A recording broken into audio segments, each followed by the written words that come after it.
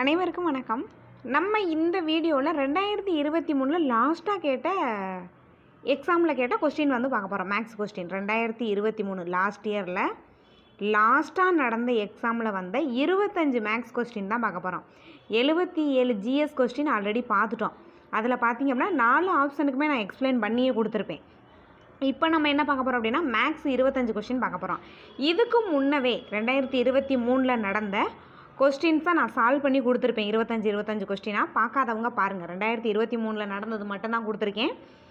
So okay, 2023 நடந்த last எக்ஸாமில் 25 question. So இந்த வீடியோ பார்த்திங்கன்னா நீங்கள் ஃபுல்லாக பார்க்கணும் அப்படின்ற அவசியம் இல்லை. வீடியோவை ஸ்டாப் பண்ணுங்கள். ஸ்டாப் பண்ணி கொஸ்டினை ரீட் பண்ணுங்கள்.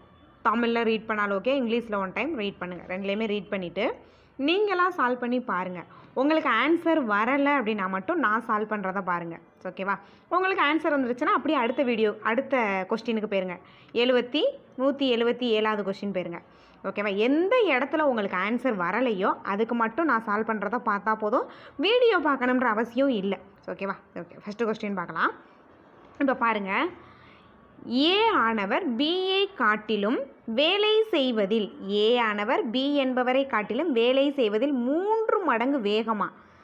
எப்போவுமே லெட்டர்ஸாக இருக்கிறதா நம்பர்ஸாக நமக்கு எழுத தெரியுது அப்படின்னாவே அந்த சம்மை சால்வ் பண்ணிடுவான். இப்போ பாருங்கள், நான் அதில் கொடுத்துருக்கதை அப்படியே எழுதுகிறேன். ஏ ஆனவர் பியை காட்டிலும் 3 மடங்கு அப்படின்னா அங்கே பெருக்கல் போடணும். 3 மடங்கு வேகமானவர். அவரால் அந்த வேலையை, அவர்ன்றது இங்கே ஏயால் அந்த வேலையை பி எடுத்துக்கொண்ட நேரத்தை விட 24 நாட்கள் குறைவாக எடுத்து முடிக்க முடிகிறது. அப்போ 2 பேருக்கான வித்தியாசம் தான் என்னது? 24 நாட்கள்.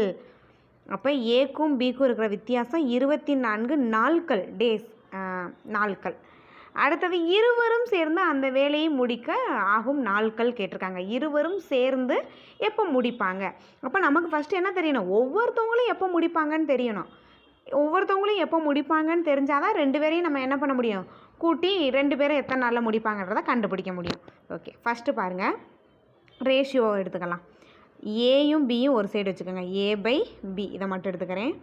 ஏயும் பியும் ஒரு சைடு வந்துச்சுன்னா அங்கே என்ன வரும்? 3/1 அப்படின்னு வரும். 3 ஏக்கு 3 ரேஷியோ, பிக்கு 1ன்றது ரேஷியோக்கான வித்தியாசம் 3க்கும் 1க்குமான வித்தியாசம் 2.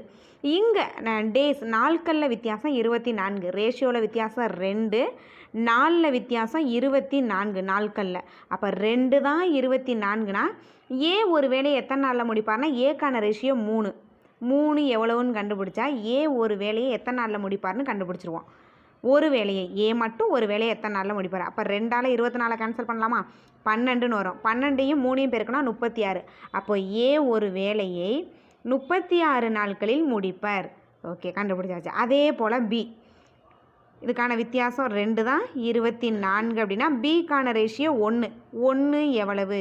அதே போல் கேன்சல் பண்ணுங்கள். 12 1 × 12ன்னு வரும். அப்போது பி ஒரு வேலையை 12 நாட்களில் முடிப்பார். பி ஒரு வேலையை, இப்போ ஏ ஒரு வேலையை எத்தனை நாள் முடிப்பார்னு தெரிஞ்சிருச்சு, பி ஒரு வேலையை எத்தனை நாளில் முடிப்பார்னு தெரிஞ்சிருச்சு. அவங்க என்ன கேட்டிருக்காங்கன்னா 2 பேரும் சேர்ந்து. அப்போ என்ன பண்ணுவோம்? ப்ளஸ்ஸு. 2 பேரும் சேர்ந்தாவே ப்ளஸ் தானே. ஓகே, 2ஐயும் ப்ளஸ் பண்ணுவோமா? கீழே இருக்க நம்பருக்கு என்ன பண்ணுவோம்? எல்சிஎம் எடுப்போம். 12க்கும் 36க்கும் எல்சிஎம் எடுத்தோம்னா 36. எல்சிஎம் எடுக்க எல்லாருக்குமே தெரியும். எல்சிஎம் எடுத்தோம் அப்படின்னா 36. ஓகே, இப்போ கீழே வந்து பொதுவாக 36 வர்ற மாதிரி நம்ம பெருக்குவோம். அப்போ 36ஓட 1 பெருக்கணும்னா 36 தான் வரும். கீழே எந்த நம்பரால் பெருக்கி எல்சிஎம் கொண்டு வந்தோமோ அதே நம்பரால் தான் மேலேயும் பெருக்கணும். அப்போ மேலே இங்கே கீழே 1ஆல் பெருக்கணும். அப்போ மேலேயும் 1ஆல் பெருக்கணும்னா 1. இப்போ 12ஓட எதை பெருக்குனா 36 வரும் அப்படின்னா 3 பெருக்கணும்னா 36 வரும். அதே நம்பரால் தான் மேலேயும் பெருக்கணும். கீழே வந்து 3ஆல், மேலே 4ஆல், இந்த கதைலாம் இருக்கக்கூடாது. கீழே எந்த நம்பரால் பெருக்கணுமோ அதே நம்பரால் தான் மேலேயும் பெருக்கணும். கீழே 3ஆல் பெருக்கணும். அதே போல் மேலேயும் 3ஆல் பெருக்கினீங்கன்னா 1 × 3 இடையில என்ன இருக்குது? ப்ளஸ் இருக்குது. அப்போ 3ஐயும் 1ஐயும் கூட்டும்போது 4ன்னு வரும். 4/36. ஸோ கேன்சல் பண்ணலாமா? கேன்சல் பண்ணோம் அப்படின்னா 9. 4 9 36.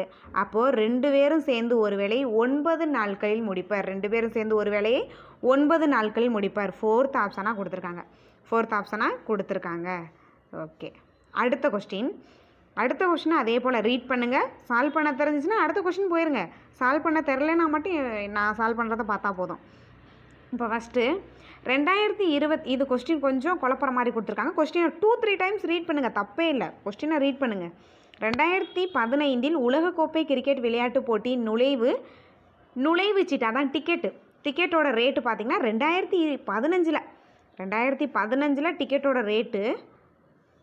டிக்கெட்டோட ரேட்டு பார்த்திங்க அப்படின்னா 1500 ரூபா.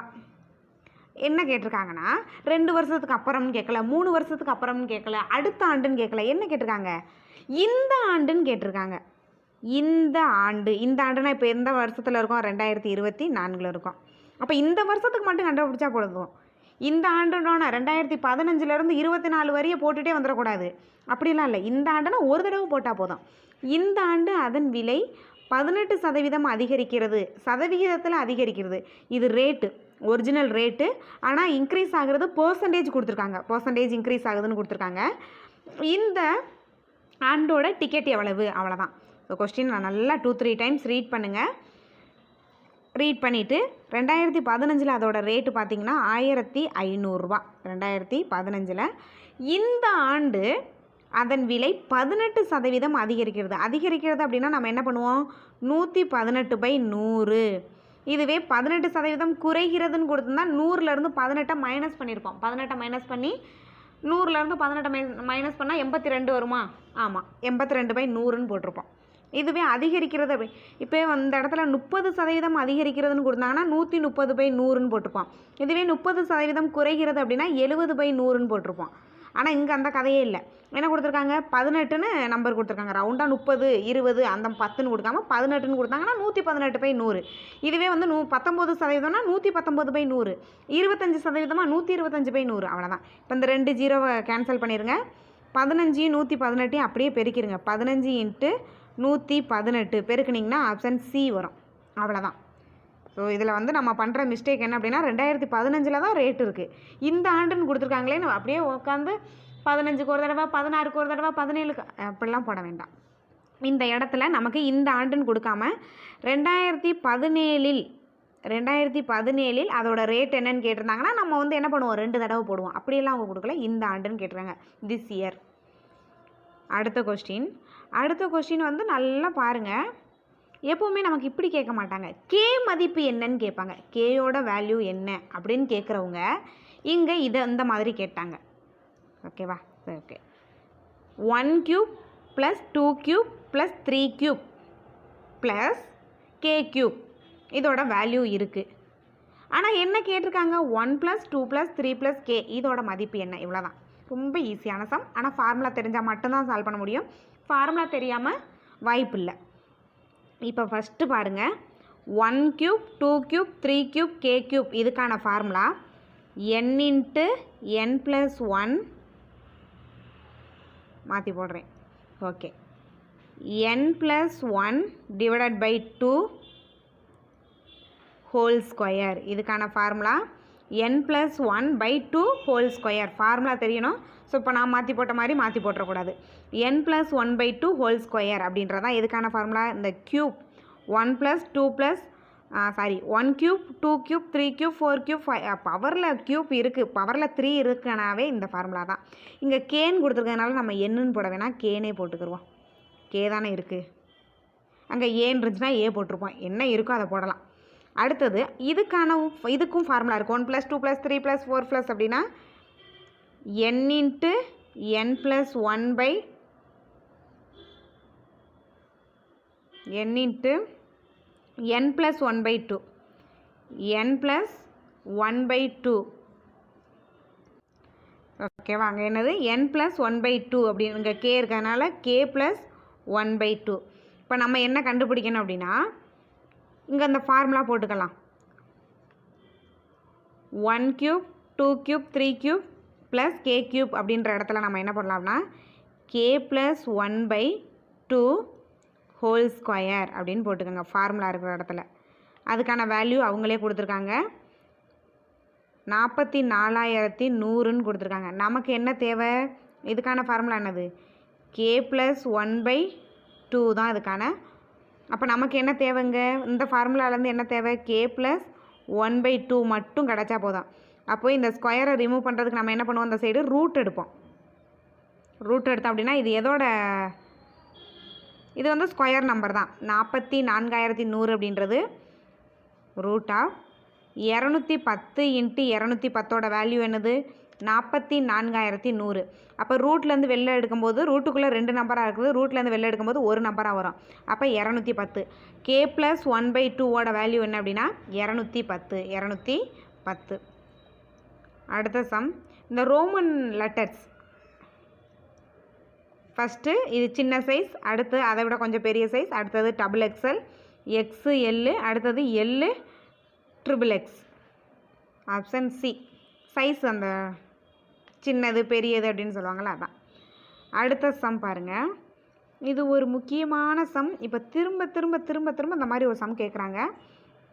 கொஸ்டின் பாருங்கள், 2 எண்களின் கூடுதல் 36. 2 நம்பரை நீங்கள் என்ன வேணாலும் எடுத்துக்கலாம். a + pன்னு எடுங்க, x + yன்னு எடுங்க, k + m + nன்னு எடுங்க. எதனாலும் அந்த 2 நம்பரை நான் x + yன்னு எடுத்துக்கிறேன். x + yயோட கூடுதல் 36. அவற்றுள் ஒரு நம்பர் மற்றொரு எண்ணை விட 8 அதிகமாக. மற்றொரு எண்ணுனா அப்போ வித்தியாசம். மற்றொரு எண்ணுனா அப்போ x - y தான் என்னது 8. அப்போ சிறிய நம்பர் என்ன, சின்ன நம்பர் என்ன? ஃபஸ்ட்டு x + y என்னன்னு தெரியணும். அப்போ தான் நமக்கு சின்ன நம்பர் எதுன்றதே தெரியும். இப்போ x + y கண்டுபிடிக்கிறதுக்கு அவங்க கொடுத்துருக்கறத தான் நான் எழுதியிருக்கேன். ஃபஸ்ட்டு வந்து ரெண்டுமே கூடுதல்னு கொடுத்துருந்தனால ப்ளஸ் போட்டுக்கிட்டேன். அவற்றை விட அப்படின்ற ஒரு வார்த்தை வந்தாவே என்னது மைனஸ். இப்போ என்ன பண்ணலாம், ப்ளஸ் பண்ணுவோமா? ப்ளஸ் பண்ணோம் அப்படின்னா x + x 2xன்னு வரும். இங்கே ப்ளஸ் பண்ணோம்னா இங்கே ப்ளஸ்ஸு இங்கே மைனஸ்ன்றதுனால கேன்சல் ஆகிரும். இது ரெண்டையும் ப்ளஸ் பண்ணோம் அப்படின்னா 6 6 12 13 14 14 44ன்னு வருது. அப்போ 2ஆல் 44 கேன்சல் பண்ணோம் அப்படின்னா என்ன வரும் 22ன்னு வரும். அப்போ எக்ஸோட வேல்யூ 22. எக்ஸோட வேல்யூ 22. அப்போ ஒய்யோட வேல்யூவும் கண்டுபிடிச்சா தான் நமக்கு என்ன தெரியும், எது சின்ன நம்பர்னு தெரியும். ஃபஸ்ட்டு ஈக்குவேஷன் எடுத்துக்கோங்க. ஃபஸ்ட் எடுத்துக்கிட்டாலும் சரி, செகண்ட் எடுத்துக்கிட்டாலும் சரி. இப்போ ஃபஸ்ட்டு நான் எடுத்துக்கிறேன். x + y = 36. அப்போ எக்ஸோட வேல்யூ 22, ஒய்யோட வேல்யூ வேணும் ஈக்குவல் 36. அப்போ ஒய் வேணும் அப்படின்னா 36, இங்கே ப்ளஸ்ஸாக இருக்கிற 22 ஈக்குவலுக்கு அந்த சைடு போகும்போது மைனஸாக போகும். அப்போ -22னா இதை மைனஸ் பண்ணால் என்ன வரும், 6ல் 2 மைனஸ் பண்ணால் 4, 3ல் 1 மைனஸ் பண்ணால் 1, 14. அப்போ ஒய்யோட வேல்யூ 14, எக்ஸோட வேல்யூ 22னா பெரிய நம்பர் எக்ஸு, சின்ன நம்பர் ஒய். ஏன்னா 22 பெரிய நம்பர் தானே, ஒய் வந்து 14, இதுதான் சின்ன நம்பர்.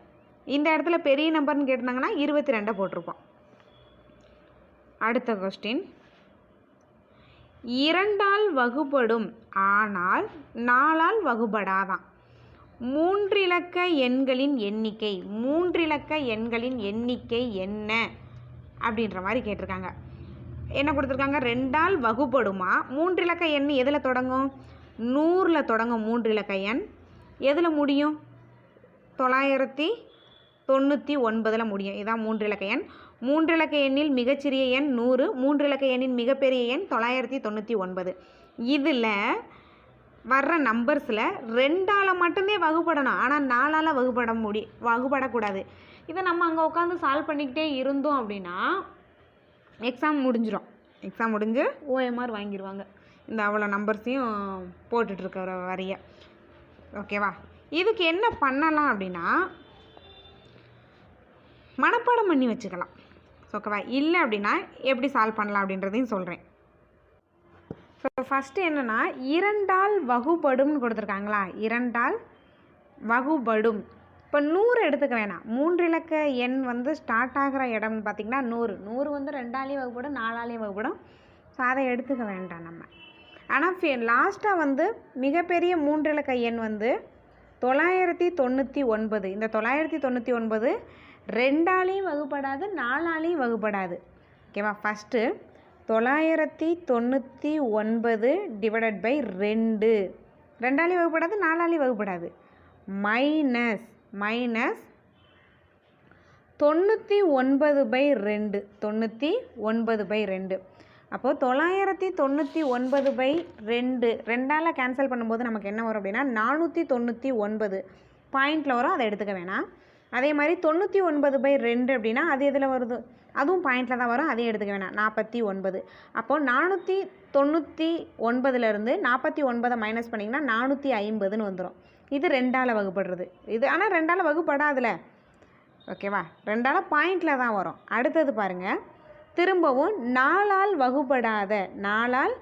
வகுப்படாத அதே போல் தான் 999 டிவைடட் பை 4 மைனஸ் 99/4.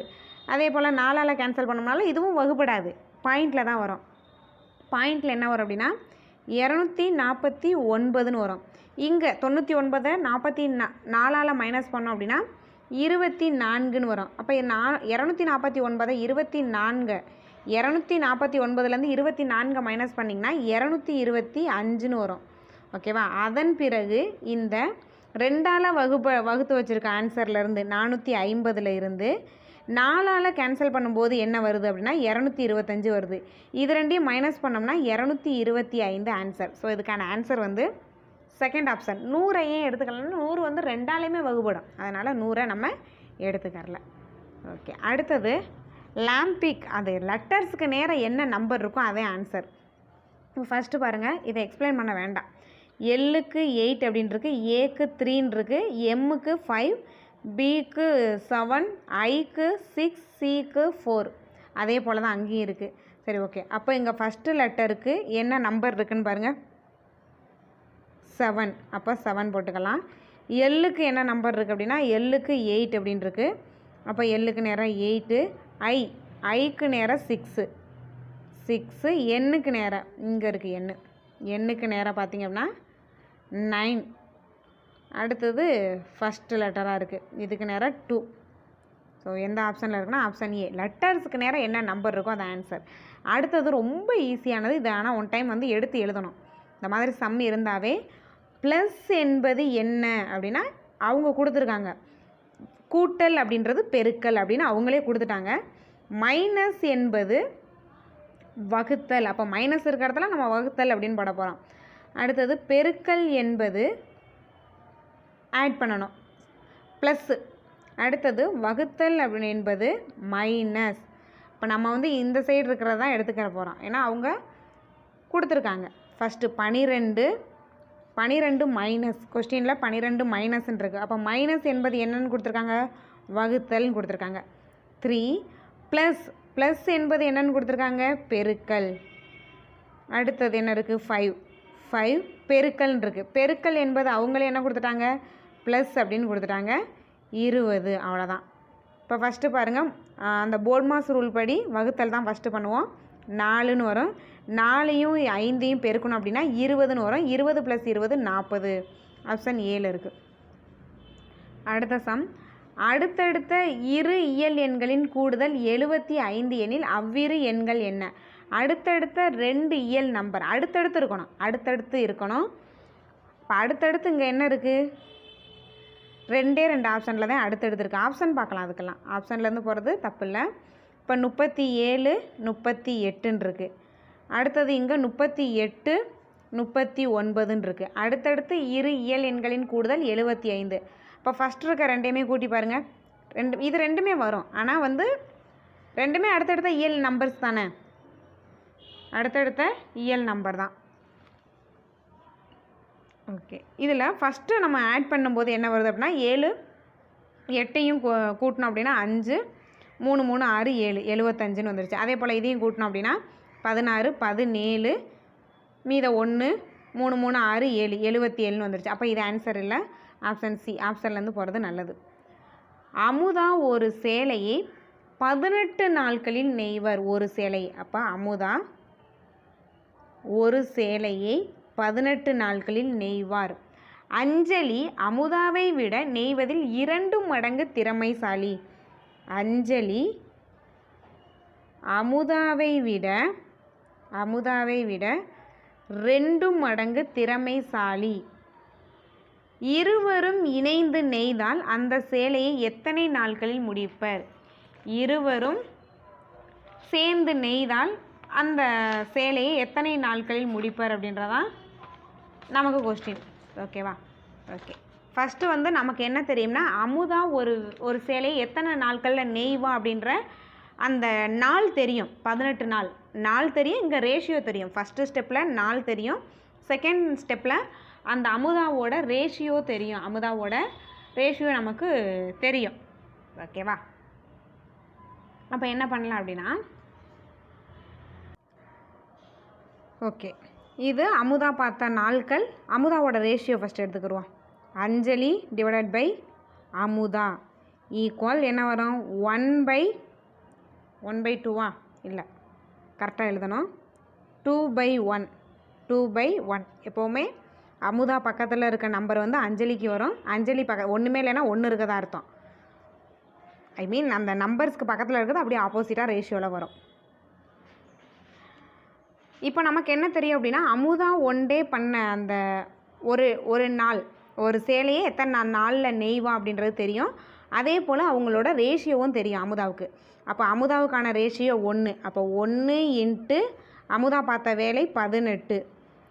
ஒரு சேலை 18 நாட்களில். அப்போ 2 பேர் இணைந்துனா ரேஷியோ 2மே ஆட் பண்ணுங்க. 2 பேருக்கான ரேஷியோ வந்து அமுதாவுக்கு 1, அஞ்சலிக்கு 2. அப்போ 2ஐயும் ஆட் பண்ணோம் அப்படின்னா 3 எவ்வளவு? அவ்வளோதான். கேன்சல் பண்ணோம் அப்படின்னா 6ன்னு வரும். So option A. அடுத்த கொஸ்டின்,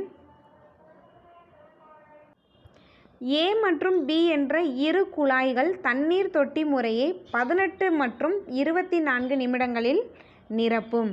இப்போ ஏ குழாய் வந்து 18 நிமிடம், பி குழாய் பார்த்தோம் அப்படின்னா 24 நிமிடம். 24 நிமிடம். ஏ அப்படின்ற இடத்துல 1/18, பி அப்படின்ற இடத்துல 1/24.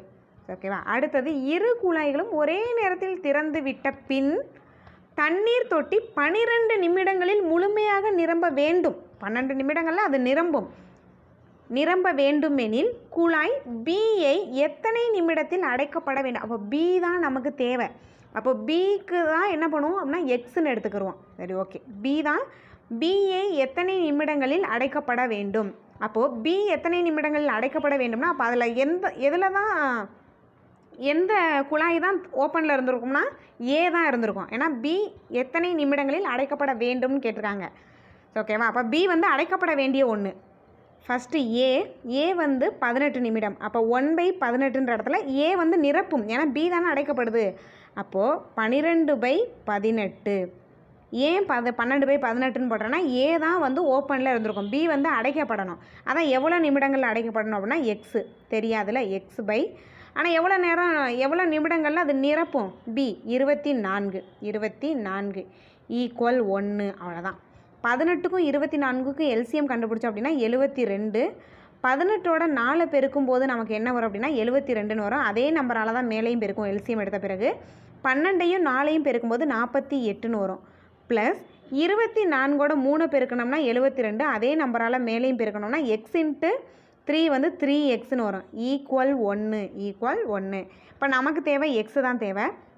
அப்போ 72வை ஈக்குவலுக்கு இந்த சைடு கொண்டு போகும்போது பெருக்கலாம் மாறும். ஏன்னா இங்கே 72 வந்து வகுத்தலில் இருக்குது. அப்போ இதை எப்படி எடுத்துக்கலாம் அப்படின்னா 48 + 3x ஈக்குவல் இந்த 72 ஈக்குவலுக்கு அந்த சைடு போகும்போது பெருக்கலாம் மாறுது. அப்போ 72.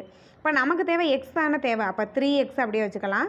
72 இங்கே 48 ப்ளஸ்ஸாக இருக்குது. இந்த சைடு போகும்போது மைனஸ் ஆயிரும். அப்போ -48 அப்படின்னு வரும்போது இந்த இடத்துல என்ன வரும்? 72 - 48 24ன்னு வரும். 24. அப்போ 3ஆல் 24 கேன்சல் பண்ணுவோமா? கேன்சல் பண்ணால் 8 3 24. அப்போ எக்ஸோட வேல்யூ 8 நிமிடங்கள். 8 நிமிடங்கள்.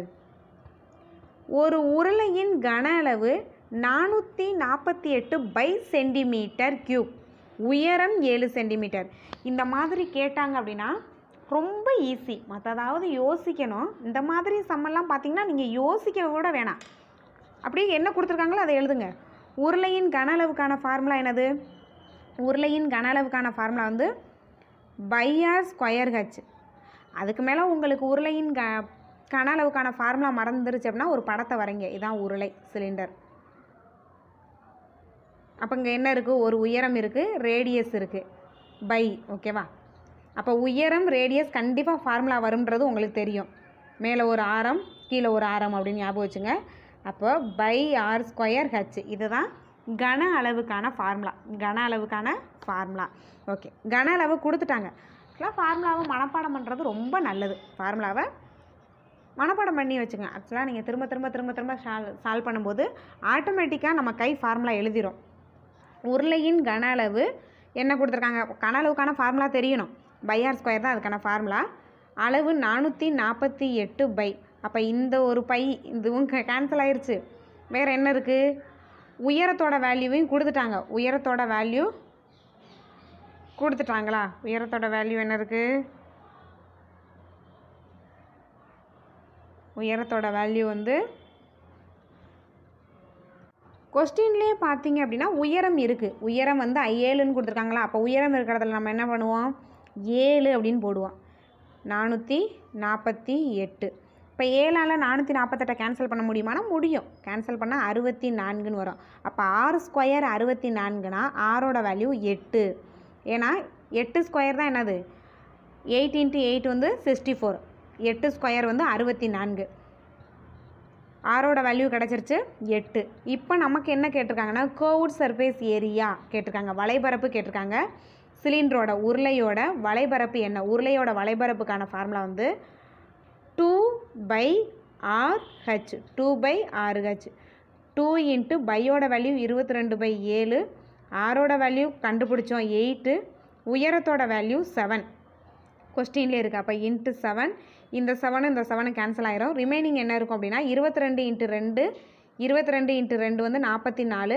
44 × 8 352. 44 8 பேருக்குங்க 352ன்னு வரும். அடுத்த சம்மும் ரொம்ப ஈஸியான ஒரு சம் தான்.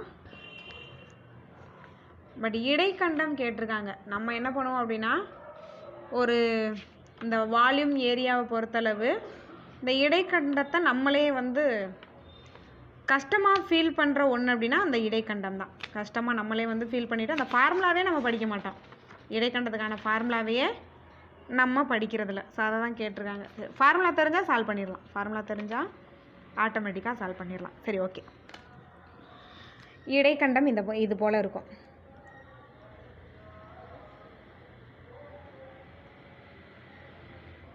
படத்தை வச்சே போட்டுடலாம். அப்போ இது வந்து கேபிட்டல் ஆறு, பெரிய ஆரம், இது சின்ன ஆரம், ஸ்மால் ஆறு. அப்போ ஃபார்முலாவில் கண்டிப்பாக இப்போ ஒரு 2 ஆறு இருக்கும் அப்படின்றது தெரிஞ்சிடும்.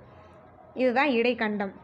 அதன் மேற்புற மற்றும் அடிப்புற விட்டங்கள் முறையே. அந்த பெரிய பகுதி பார்த்திங்க அப்படின்னா மேற்புற அவங்க கொடுத்துருக்க படத்துக்கு ஏற்ற மாதிரி வரையணும்னா இந்த மாதிரி வரையணும்.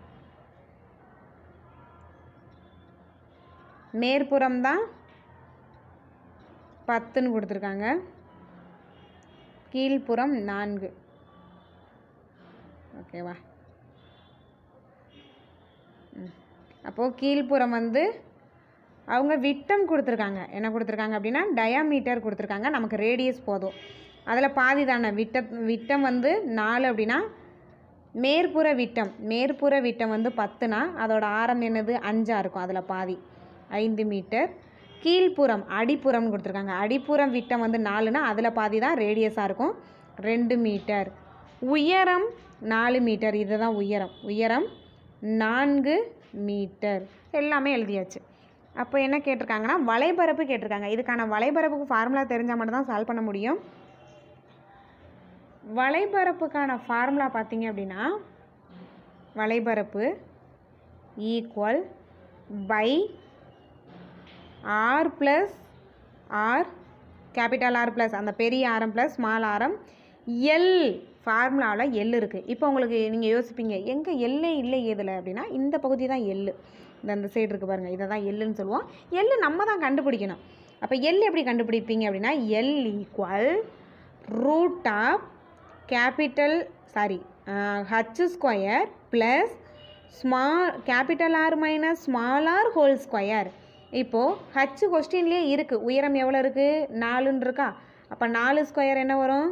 4 பேருக்குங்க 16 ப்ளஸ் இங்கே கேபிட்டல் ஆரையும் ஸ்மால் ஆரையும் மைனஸ் பண்ணுங்கள். கேபிட்டல் ஆர் வந்து 5, ஸ்மால் ஆர் வந்து 2. 5ஐயும் 2ஐயும் மைனஸ் பண்ணால் 3 ஸ்கொயர் என்ன வரும்? 9. 16ஐயும் 9ஐயும் பெருக்கணும் கூட்டணும் அப்படின்னா 25. ரூட்டுக்குள்ளே என்ன வரும்? 25 இருக்குன்னா ரூட்டுக்கு வெளியில் எடுக்கும்போது எல்லோட வேல்யூ 5ன்னு வரும். எல்லோட வேல்யூ 5. இந்த மாதிரி கொடுத்தாங்க அப்படின்னாவே கண்டிப்பாக ரூட் நம்பர் தான் கொடுப்பாங்க. அப்படி ரூட் நம்பர் உங்களுக்கு வரலைன்னா நம்ம தப்பாக சால்வ் பண்ணுறோம்னு அர்த்தம். ஓகே, பையோட வேல்யூ என்னது 22/7. கேபிட்டல் ஆரோட வேல்யூ என்னது 5, ஸ்மால் ஆரோட வேல்யூ 2, எல்லோட வேல்யூ கண்டுபிடிச்சோம். என்ன கண்டுபிடிச்சோம்? 5ன்னு கண்டுபிடிச்சோம். ஓகே, இந்த 5ஐயும் 7ஐயும் கூட்டினா 5ஐயும் 2ஐயும் கூட்டினா 7ன்னு வரும். இங்கே ஆல்ரெடி என்ன இருக்குது 22/7ன்னு இருக்குது. இங்கே கூட்டும்போது 7ன்னு வந்திருக்கு, இங்கே 5ன்னு வந்திருக்கு. அப்போ இந்த 7ஐயும் இந்த 7ஐயும் கேன்சல் பண்ணிடுங்க.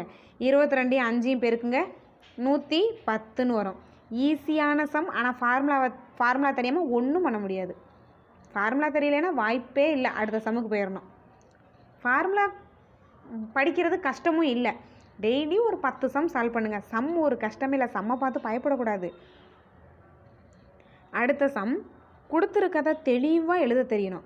இங்கே 8% வட்டி வீதம். அப்போ 6 என்னது 8%. ஒரு தடவை கொஸ்டினை ரீட் பண்ணிவிட்டு எழுதணும். ஓகேவா? நான் வந்து ரீட் பண்ணாமல் எழுதுகிறேன், அது தப்பு. ரீட் பண்ணிட்டு தான் எழுதணும். ஒரு தொகையின் 2 ஆண்டிற்கான தனி வட்டி கூட்டு வட்டிக்கு இடையான வேறுபாடு. தனி வட்டி என்னது சிம்பிள் இன்ட்ரெஸ்ட், எஸ்ஐன்னு போடுவோம். காம்பவுண்ட் இன்ட்ரெஸ்ட்னு போடுவோம். இதுக்கான வித்தியாசம் என்னவா 768. அந்த தொகை என்னன்னு கேட்டிருக்காங்க. அதுக்கான தொகை என்ன அப்படின்னு கேட்குறாங்க. ஓகேவா?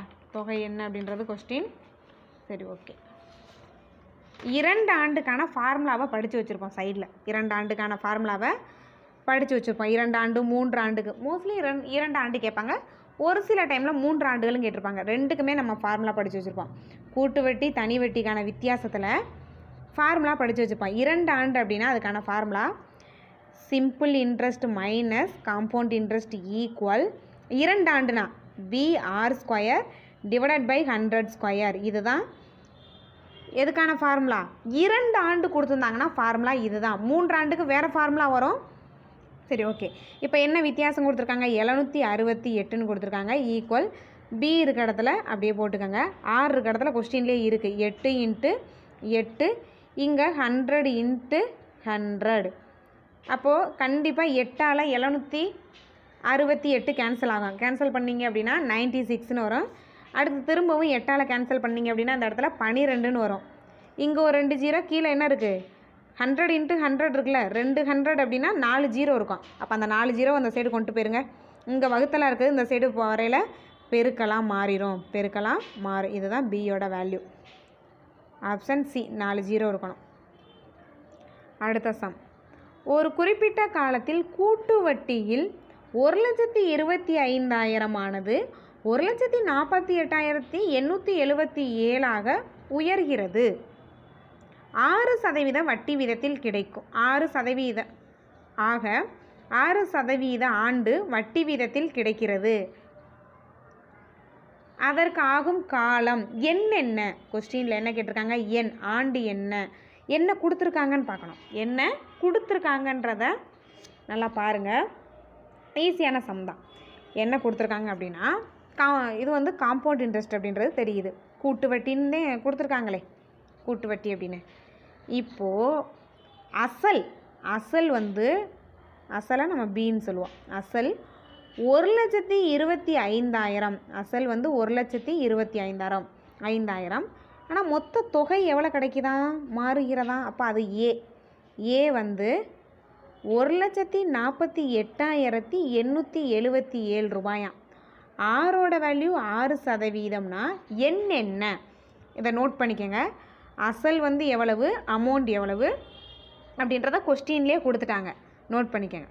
அடுத்தது நமக்கு தேவையானது ஃபார்முலா. காம்பவுண்ட் இன்ட்ரெஸ்ட்டுக்கு மோஸ்ட்லி ஃபார்முலாவை யூஸ் பண்ணிடுங்க. ஃபார்முலா என்ன அப்படின்னா A = B × 1 + R/100 whole power n. இப்போ அமௌண்ட்டும் தெரியும், இப்போ தான் நான் எழுதுனேன். 1,48,877. அசல் எவ்வளவு 1,25,000 தான். அப்போ 1 + ஆரோட வேல்யூ இருக்குது 6 6 100 என்ன தான் தெரியாதே, அப்படியே வச்சுக்கோங்க. இப்போ இந்த இது வந்து எங்கே இருக்குது, பெருக்கல்ல இருக்குது. இந்த சைடு கொண்டு வரும்போது வகுத்தலில் மாறும். 1,48,800 டிவைடட் பை இங்கே இருக்கிறத கீழே எழுதுவோம். 1,25,000 ஈக்குவல் 1 + 1 + r/100 என்ன பண்ணுவோம், அப்படியே பெருக்குவோம்ல. 100 × 1 100, 100 + 6 106. அப்போ 106/100 /n. இப்போ 106ஐயும் 100ஐயும் கேன்சல் பண்ணலாம். 2ஆல் கேன்சல் பண்ணால் 53ன்னு வரும். இங்கே 50ன்னு வரும். இது கண்டிப்பாக கேன்சல் ஆகிற ஒரு நம்பராக தான் இருக்கும். இந்த சைடுக்கும் இந்த சைடும் இப்படி நம்பர் இருந்துச்சுனாவே இந்த மேலே இருக்க நம்பரால் இது கண்டிப்பாக கேன்சல் ஆகக்கூடிய ஒரு நம்பர் தான். இப்போ 53 இருக்குது, கீழே 50 இருக்குது. ஓகேவா? இப்போ பாருங்கள், 53 × 53 × 53ஓட வேல்யூ தான் 1,48,877ன்றது. 53 3 தடவை பெருக்குனிங்கன்னா இந்த நம்பர் வரும். 50 3 தடவை பெருக்குனிங்கன்னா இந்த நம்பர் வரும். அப்போ இந்த இடத்துல நம்ம என்ன எழுதிக்கலாம், 1,48,877 இருக்க இடத்துல 53 கியூப்னு எழுதிக்கலாம். கீழே அந்த இடத்துல என்ன எழுதலாம், 50 கியூப் அப்படின்னு எழுதலாம். ஆல்ரெடி இங்கே ஈக்குவலுக்கு அந்த சைடு என்ன இருக்குது, 53/50 n இருக்குது. இங்கேயும் 3 இருக்குது, இங்கேயும் 3 இருக்குன்னா பொதுவாக எழுதிடுவோம்ல, பவரில் போட்டுருவோம். 53/50 3ன்னு போட்டுருவோம். ஏன்னா ரெண்டு இடத்துலையுமே 3 தான் இருக்குது.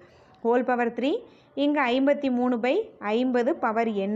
அப்போ என்னோட வேல்யூ என்னது, 3. என்னோட வேல்யூ 3. கண்டிப்பாக இந்த மாதிரி இருக்க நம்பரோட ஸ்கொயரோ அல்லது கியூப் தான் இந்த சைடு இருக்கும். 3 ஆண்டுகள் ஆன்சர். அரவிந்த் என்பவர் 8000ஐ ஆகாஷ் என்பவரிடம் இருந்து 7% தனிவட்டி விதத்தில் கடனாக பெறுகிறார். 2 ஆண்டுகள் முடிவில் திருப்பி செலுத்த வேண்டிய வட்டி என்ன, தொகை என்ன? சிம்பிள் இன்ட்ரெஸ்ட் தான் கொஸ்டின், வெறும் சிம்பிள் இன்ட்ரெஸ்ட் தான். அப்படியே போடுங்க, BNR/100. இன்ட்ரெஸ்ட் ஈக்குவல் பியோட வேல்யூ 8000 கொஸ்டின்லேயே இருக்குது.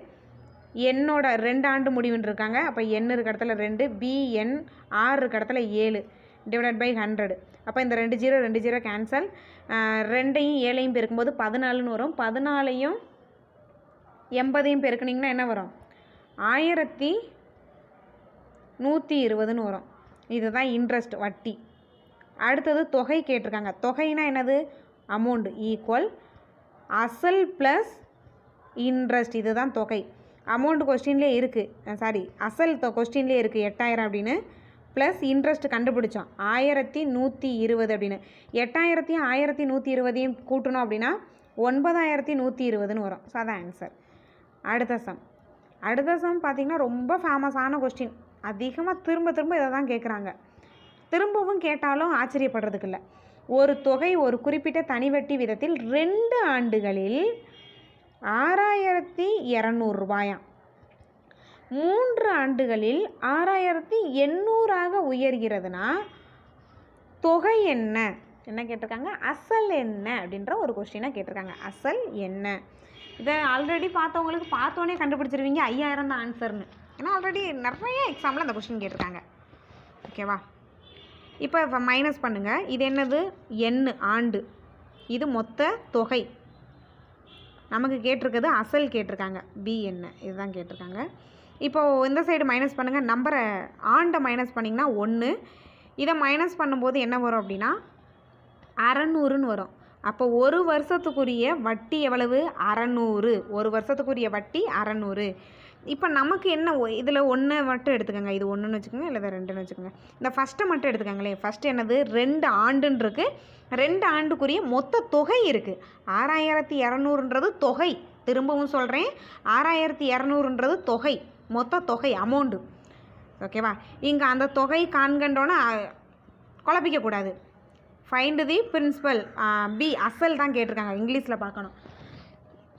ஓகேவா? மேக்ஸை பொறுத்தளவு இங்கிலீஷில் 1 டைம் பார்க்குறது தப்பு இல்லை. இப்போது நமக்கு ஒரு வருஷத்துக்குரிய இன்ட்ரெஸ்ட் தெரியும் 600. ஒரு வருஷத்துக்குரிய இன்ட்ரெஸ்ட் தெரியும். அப்போ ஒரு வருஷத்துக்கு 600 2 வருஷத்துக்கு எவ்வளோ வரும், 1200 வரும். ஒரு வருஷத்துக்கு 600 2 வருஷத்துக்கு 1200 தானே. ஒரு வருஷத்துக்கு 500 2 வருஷத்துக்கு இன்ட்ரெஸ்ட்டு 1000. ஒரு வருஷத்துக்கு 100 2 வருஷத்துக்கு 200. ஓகே, இப்போ பாருங்கள்,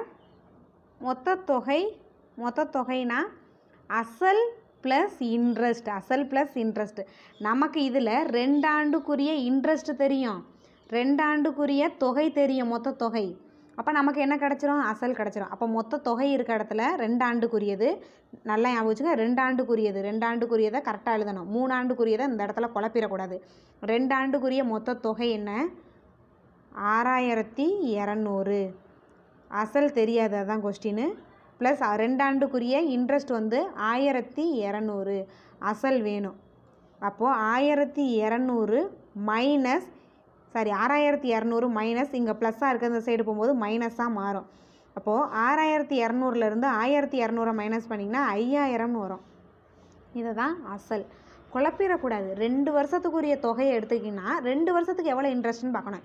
இதுவே 3 வருஷத்துக்குரிய தொகையான 6800 எடுத்திங்கன்னா 3 வருஷத்துக்கான இன்ட்ரெஸ்ட்டை தான் மைனஸ் பண்ணணும். கரெக்டாக அந்த நம்பரில் கரெக்டாக இருக்கணும். ஆண்டு 2 வருஷம்னா 2 வருஷம் தான், 3 வருஷம்னா 3 வருஷம் தான். அடுத்த கொஸ்டின், 280 நபர்கள் ஒரு விமானத்தில் 2 முறை பயணம் செய்கின்றன.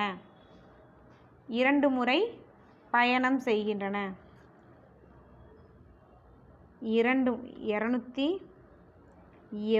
நபர்கள் 2 முறை பயணம் செய்கின்றன எனில் 1400 நபர்கள் எத்தனை முறை பயணம் செய்வார்? ஒரு ஜீரோ கேன்சல். இந்த ரெண்டையும் இதையும் கேன்சல் பண்ணால் 14, இந்த 14 இதையும் கேன்சல், 14 140 கேன்சல் பண்ணால் 10. ஸோ அவ்வளோதான். Second option box method. ஒரு சூடேற்றி 40 நிமிடங்களில் 3 அலகு மின்சாரத்தை பயன்படுத்துகிறது. 40 நிமிடங்களில் 3 அலகு மின்சாரத்தை பயன்படுத்துகிறது எனில் 2 மணி நேரத்தில், இது பாருங்கள் மணி நேரத்தில் இருக்குது, இது நிமிடத்தில் இருக்குது, அதை மட்டும் மாற்றுங்க, அவ்வளோதான். இப்போது 40 நிமிடங்களில் 3 யூனிட்ஸ். அதே போல் 2 மணி நேரத்தில் 2 மணி நேரத்தை நிமிடத்துக்கு மாற்றிடணும். நிமிடத்துக்கு மாற்றினீங்கன்னா 1 மணி நேரத்தில் 60 நிமிடம்னா 2 மணி நேரத்தில் 120 நிமிடம். 120 நிமிடம். அதில் எவ்வளோ யூனிட்ஸ்? அவ்வளோதான். இப்போது இதில் நம்ம கவனிக்க வேண்டியது, நிமிடத்தில் இருக்குது அப்படின்னா இதையும் நிமிடத்திற்கு மாற்றணும். அதே போல் நிமிடத்தை நம்ம எந்த சைடு போடுறோமோ அதே சைடு தான் நிமிடத்தை போடணும், மாற்றிடக்கூடாது. அப்போ இந்த ஜீரோ கேன்சல் பண்ணிடுவீங்க. 4ஆல் 12 கேன்சல் பண்ணோம் அப்படின்னா 3ன்னு வரும். 3ஐயும் பெருக்கணும் அப்படின்னா 9. Fourth option. அடுத்த கொஸ்டின் தனித்தனியாக எடுத்து எழுதுங்க. என்னென்ன கொடுத்துருக்காங்க? ஃபஸ்ட்டு என்ன கொடுத்துருக்காங்கன்னா t² மைனஸ் 13d ப்ளஸ் 42, அது ஒன்று கொடுத்துருக்காங்க. அடுத்தது t² 36 அப்படின்னு ஒன்று கொடுத்துருக்காங்க. அடுத்தது t-7 ஹோல் க்யூப் அப்படின்னு கொடுத்துருக்காங்க. ஹோல் க்யூப் ஒன்றையும் தனித்தனியாக பார்க்கணும். இப்போ ஃபஸ்ட்டு அந்த காரணிப்படுத்துக அப்படின்றது படிச்சிருப்போம். இப்போ என்ன இருக்குது? 42 இருக்கா? கடைசியாக இருக்கும்போது கடைசியாக இருக்க நம்பர் பெருக்கும்போது வரணும். இங்கே செகண்டாக இருக்கிற நம்பர் வந்து கூட்டும்போது வரணும். அப்போ அப்படி ஒரு 2 நம்பரை நம்ம தான் கண்டுபிடிக்கணும். 6ஐயும் 7ஐயும் பெருக்கணும் அப்படின்னா என்ன வரும்? 42ன்னு வரும். வந்துருச்சா? 6ஐயும் 7ஐயும் கூட்டணும் அப்படின்னா 13ன்னு வரும். ஆனால் இங்கே -13 இருக்குது. கொஸ்டினில் என்ன இருக்குது? -13 இருக்குது. அப்போ 2 இடத்துலையும் மைனஸ் போட்டுருங்க. -6 ப்ளஸ் -7 என்ன வரும்? -13ன்னு வரும். -6 ப்ளஸ் -7 கூட்டினீங்கன்னா -13. அதே போல் -6 இன்ட்டு -7 பெருக்குனா என்ன ஆயிரும்? +42ன்னு வந்துடும். அப்போ கரெக்டாக இருக்குது. அப்போ இந்த இடத்துல என்ன எழுதுவீங்க அப்படின்னா t-6 t-7. ஓகே, அவ்வளோதான். அடுத்தது இங்கே என்ன இருக்குது அப்படின்னா t² -36 அப்படின்னு இருக்குது. அப்போது t² அப்படியே வச்சுக்கோங்க. -36 அப்படின்றது 6² 36 தான். அப்போ இது என்ன போல் இருக்குது அப்படின்னா a² - b² மாதிரி இருக்குது. a² - b²க்கான formula a + b a - b, அவ்வளோதான். அப்போது இங்கே a இருக்க இடத்துல t இருக்குது, p இருக்க இடத்துல 6 அப்படின்னு இருக்குது. அப்போ இதை அப்படியே எழுதிக்கோங்க. t + 6 t - 6. அப்போ இந்த இடத்துல என்ன எழுதுவோம்? t + 6 t - 6, அவ்வளோதான். அடுத்தது இங்கே இதில் பாருங்கள் என்ன கொடுத்துருக்காங்க. இதை அப்படியே வச்சுக்குவோம். ஏன்னா எல்சிஎம் தானே கேட்டிருக்காங்க. ஹச்சிசிஎஃப்னா இதை என்ன பண்ணலாம், ஏதாவது சிம்பிளிஃபை பண்ணலாம். ஹச்சிசிஎஃப் கேட்கல, எல்சிஎம் தான் கேட்டிருக்காங்க. இதை அப்படியே வச்சுக்கோங்க. t-7 whole cube. இப்போ என்ன வேணும் அப்படின்னா எல்சிஎம்னா இருக்கிற அவ்வளவையும் எடுத்து எழுதணும், பெரிய நம்பரை. இப்போ இங்கேயும் என்ன இருக்குது? t மைனஸ் 6 இருக்குது, இங்கேயும் t மைனஸ் 6 இருக்குது. அப்போ அதை எடுத்து ஃபஸ்ட்டு எழுதுங்க. t மைனஸ் 6 ஒரு இடத்துல இருந்தாலும் எடுத்து எழுதுவோம். ஏன்னா எல்சிஎம் பொறுத்தளவு எல்லாத்தையும் எடுத்து எழுதிடணும். பெரிய நம்பரை எடுத்து எழுதணும். அடுத்தது இங்கே t ப்ளஸ் 6 இருக்குது, இங்கே இல்லை, பரவாயில்ல, அதையும் எழுதுவோம். ஏன்னா ஹச்சிஎஃப்னா தான் காமனாக பார்க்கணும், எல்சிஎம்னா இருக்கிற எல்லாத்தையும் எழுதிடணும். அப்போது t ப்ளஸ் 6. அடுத்தது இங்கே என்ன இருக்குது, t மைனஸ் 7 இருக்குது, இங்கேயும் t மைனஸ் 7 இருக்குது. ஆனால் பெரிய நம்பர் எழுதணும். எல்சிஎம்மை பொறுத்தளவு பெரிய நம்பர் எழுதணும், ஹச்சிஎஃப்பை பொறுத்தளவு தான் சின்ன நம்பர் எழுதணும். அப்போது t மைனஸ் 7 பவரில் இங்கே ஒன்றுமே இல்லைன்னா 1 இருக்கதா அர்த்தம், இங்கே 3 இருக்கதா இருக்கும். அப்போ எதை எழுதுவோம், பெரிய நம்பர் எழுதுவோம் 3. ஸோ எந்த ஆப்ஷனில் இருக்குன்னா ஆப்ஷன் சியில் இருக்குது. அவ்வளோதான். முழுவதும் நிரப்பப்பட்டுள்ள 100 லிட்டர் 120 லிட்டர் 160 லிட்டர் கொள்ளளவு உள்ள கலன்களில் பாலை சரியாக அளக்கக்கூடிய பாத்திரத்தின் அதிகபட்சம்னா HCFன்னு அர்த்தம். அதிகபட்சம்னா HCF. அப்போ 100 120 160க்கு என்ன பண்ண போகிறோம், HCF கண்டுபிடிக்க போகிறோம். 10ஆல் 3மே கேன்சல் ஆகும். எப்போவுமே HCFை பொறுத்தளவு ஒரே டேபிளால் எல்லாமே கேன்சல் ஆகணும். அப்போ இந்த இடத்துல 10, இங்கே 12, இங்கே 16. அடுத்து 2ஆல் கேன்சல் பண்ணுவோமா, 5 6 8. இந்த 5 6 8 ஒரே டேபிளால் ஏதாவது கேன்சல் ஆகுமா, ஆகாது. அப்போ இந்த சைடு இருக்கிறத பெருக்கிடுவோம். பெருக்கணும் அப்படின்னா 10 2 பெருக்கினா 20, அதான் ஆன்சர். இரு எண்களின் எல்சிஎம் கொடுத்துருக்காங்க. எல்சிஎம்மோட value LCM equal 630, HCF equal எழுதிக்கங்க 9. 2 நம்பரோட அவ்வெண்களின் அந்த 2 நம்பரோட எல்சிஎம் கொடுத்துருக்காங்க, 2 நம்பரோட HCF கொடுத்துருக்காங்க. அந்த 2 நம்பரோட கூடுதல் தான் என்னது, 153. அப்படின்னா 2 நம்பரோட வித்தியாசம் என்ன, அப்போ x மைனஸ் ஒய் என்ன, அவ்வளோதான். x மைனஸ் ஒய் என்ன, ரொம்ப ஈஸியான ஒரு சம். பாருங்கள், எல்சிஎம் HCFை பொறுத்தளவு ஒரு ஃபார்முலாவை நல்லா மனப்பாடம் பண்ணி வச்சுருப்போம். என்ன ஃபார்முலா அப்படின்னா LCM into HCF equal X into Y. அப்போ எல்சிஎம் இருக்கிற இடத்துல என்ன இருக்குது, 630 இருக்குது, கரெக்டு தானே? ஆமாம், 630. HCF இருக்கிற இடத்துல 9. இப்போ எக்ஸையும் ஒய்யும் அப்படியே பெருக்கிடுங்க, எக்ஸ் ஒய்ன்னு போடுங்க. இப்போ 630ஐயும் 9ஐயும் என்ன பண்ணுவோம், பெருக்குவோம். 630ஐயும் 9ஐயும் பெருக்குனா ஒரு வேல்யூ வருமா, பெருக்கும்போது நமக்கு ஒரு வேல்யூ கிடைக்கணும். ஓகே, அதை வந்து இந்த இடத்துல நம்ம என்ன பண்ணலாம் அப்படின்னா பெருக்கி போடலாம். 630ஐயும் 9ஐயும் பெருக்கி போடலாம். அடுத்தது நம்ம ஒரு ஃபார்முலா படிச்சிருவோம், a + b ஹோல் ஸ்கொயர். இந்த இடத்துல எக்ஸ்ன்னு போட்டதுனால நான் x + ஒய் ஹோல் ஸ்கொயர்னு சொல்லிடுறேன். 630ஐயும் 9ஐயும் பெருக்கணும்னா 5670ன்னு வருது. 5760, அதான் எக்ஸ் இன்ட்டு ஒய்யோட வேல்யூ. அடுத்தது என்ன அப்படின்னா ஒரு ஃபார்முலா படிச்சிருப்பீங்க. என்ன ஃபார்முலா அப்படின்னா இதையும் நோட் பண்ணிக்கோங்க. ஒரு ஃபார்முலா படிச்சிருப்பீங்க, x + y whole square equal x square plus y square plus 2xyன்னு படிச்சிருக்கீங்களா, சின்ன வயசில் படிச்சிருப்போம். அடுத்தது x minus Y whole square equal x square plus y square minus 2xy. Minus வரும், இந்த இடத்துல மைனஸ் இருந்துச்சுன்னா இங்கே மைனஸ் வரும், இங்கே ப்ளஸ் இருந்துச்சுன்னா இந்த இடத்துல ப்ளஸ் வரும், அவ்வளோதான். இப்போது இந்த ஃபார்முலாவை அப்படியே மைனஸ் பண்ணுங்கள். அப்படியே மைனஸ் பண்ணிங்க அப்படின்னா என்ன வரும், மைனஸ் பண்ணும்போது X minus X plus Y whole square, மேலே இருக்கிறது எழுதுகிறேன், ஸ்கொயர்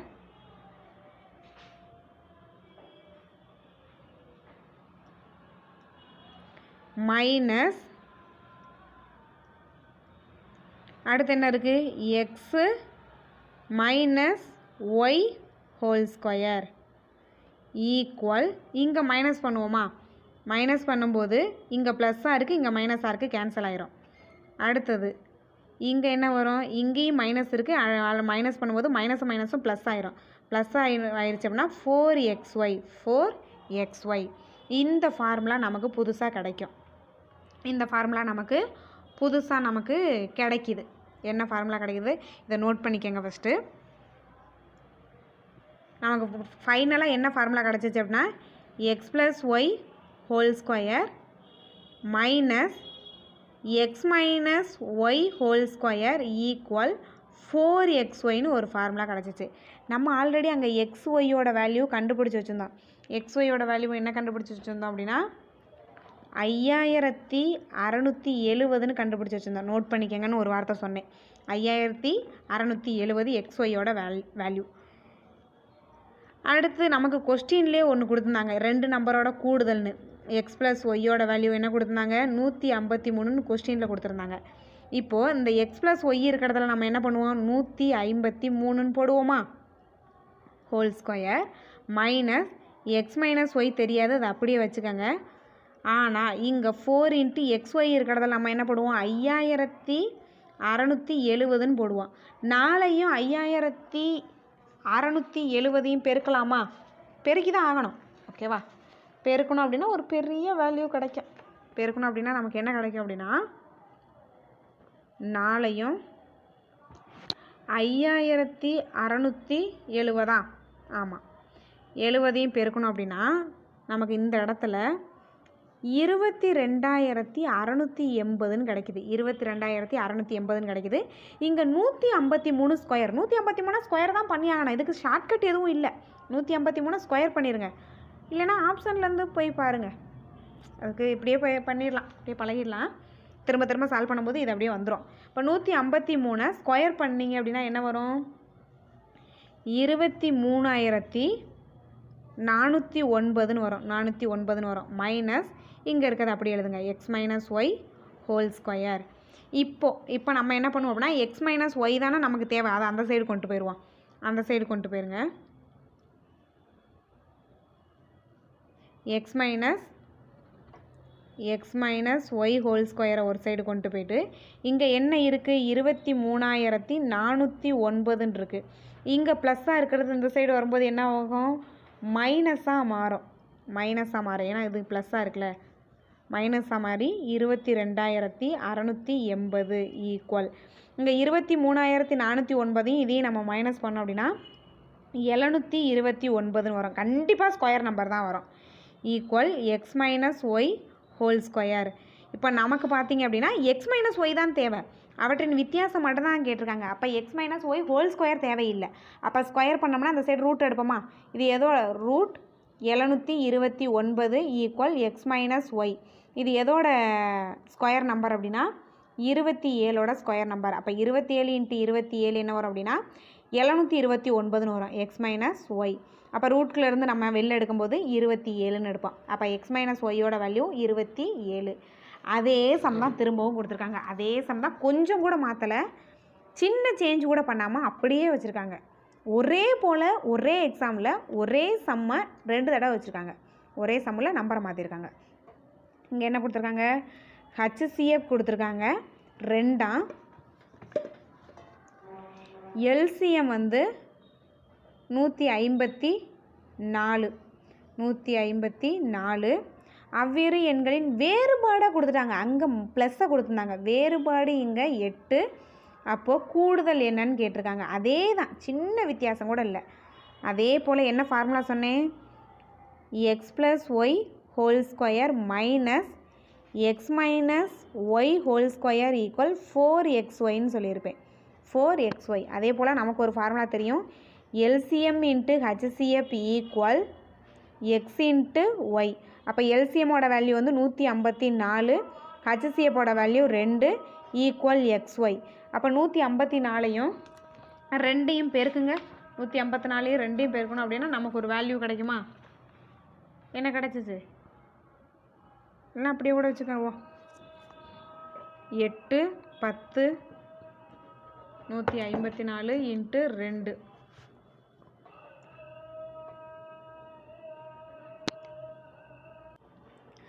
ஆ 154 2யும் பெருக்கும்போது 308ன்னு வருது. 308, அதான் xyயோட வேல்யூ. அப்போது எக்ஸ் ப்ளஸ் ஒய் தான் கேட்டிருக்காங்களா, அதை அப்படியே வச்சுக்கோங்க. X plus Y whole square. X minus ஒய்யோட வேல்யூ கொடுத்துருக்காங்க. அப்போ 8ன்னு போடுவோம் அந்த இடத்துல. அப்போ பவரில் வேறு ஸ்கொயர் இருக்குது. அப்போ 8 ஸ்கொயர் 64. இங்கே 4 × xyயோட வேல்யூ இந்த கண்டுபிடிச்சி வச்சுருக்கோமா, 308. நாளையும் 308யும் பெருக்கும்போது நமக்கு என்ன வருது அப்படின்னா 1232 வருது. 1232. இங்கே -64 ஈக்குவலுக்கு இந்த சைடு போகும்போது +64ன்னு வரும். +64. 1232 64 கூட்டணும் அப்படின்னா நமக்கு ஒரு வேல்யூ கண்டிப்பாக கிடைக்கும். என்ன வேல்யூ கிடைக்குது அப்படின்னா 1296. கண்டிப்பாக அது ஸ்கொயர் நம்பராக தான் இருக்கும். கரெக்டாக போட்டோம் அப்படின்னா அது கண்டிப்பாக ஸ்கொயர் நம்பராக தான் இருக்கும். அப்போ நமக்கு வந்து x + y தான் தேவை. அப்போ x + y தேவை அப்படின்ற போது இந்த சைடு என்ன பண்ணுவோம், ரூட் போடுவோம். ஏன்னா ஸ்கொயரை ரிமூவ் பண்ணும்போது ரூட் போடுவோம்ல. 1296ன்றது 36ஓட ஸ்கொயர். √36 × 36. ரூட்லேருந்து வெளில எடுக்கும்போது ஒரே ஒரு 36 எடுப்போம். 2 36. அப்போ x + y யோட வேல்யூ 36. இதை மட்டும் ஞாபகம் வச்சுக்கோங்க. ஓகேவா? என்ன அப்படின்னா அந்த ஃபார்முலா எப்படி வந்துச்சுன்னு சொன்னேன். ப்ளஸ் அப்படி உங்களுக்கு எப்படி வந்துச்சுன்னு தெரில அப்படின்னா அப்படியே மனப்பாடம் பண்ணிக்கோங்க. x + y whole square minus x - y whole square equal 4xy. 4xy. அடுத்தது இந்த ஃபார்முலா நார்மலாகவே யூஸ் பண்ணுவோம். LCM × HCF equal x × y அப்படின்றத. அடுத்த சம். கவின் 25க்கு 15 மதிப்பெண் பெற்றால் அதன் சதவீதம். 25ல் எவ்வளோ மதிப்பெண் பெற்றிருக்கா? 25க்கு 15 மதிப்பெண் பெற்றால் 15 தான் பெற்றிருக்கான். இன்ட்டு அதோட சதவீதம்ன்றனால 100. ஓகேவா? 25ஆல் 100 கேன்சல் பண்ணோம்னா 4ன்னு வரும். 15ஓட 4 பெருக்குனிங்கன்னா 60ன்னு வரும். Last question. ஆழ்துளை கிணறு தோண்டும் வேலையாட்கள் ஒரு நாளில் 22 அடி. ஒரு நாளில் 22 அடி துளையிடுகிறார்கள் அப்படின்னா 110 அடி ஆழத்தில் நீரோட்டம் அடைய எத்தனை நாட்கள்? கரெக்டாக போடணும். நாட்கள் சைடு தான் போடணும். இது வந்து அடி. அப்போது அடி சைடு தான் போடணும். நாட்கள் சைடு தான். நாட்கள் கேட்டிருக்கிறதுனால எக்ஸு. எத்தனை நாட்கள்? அப்போ எக்ஸு. இப்போ 11ஆல் கேன்சல் பண்ணோம்னா ஒரு 11 10 11 110, 2 11 22. இதையும் கேன்சல் பண்ணால் 5. அப்போ என்ன ஆன்சர் அப்படின்னா 5. அவ்வளோதான். நம்ம அடுத்த வீடியோவில் 2024 ஃபஸ்ட்டு எக்ஸாமில் ஒரு எக்ஸாம் தான் முடிஞ்சிருக்கு. அதில் கேட்டால் மேக்ஸ் கொஸ்டின் வந்து பார்க்கலாம். தேங்க்யூ.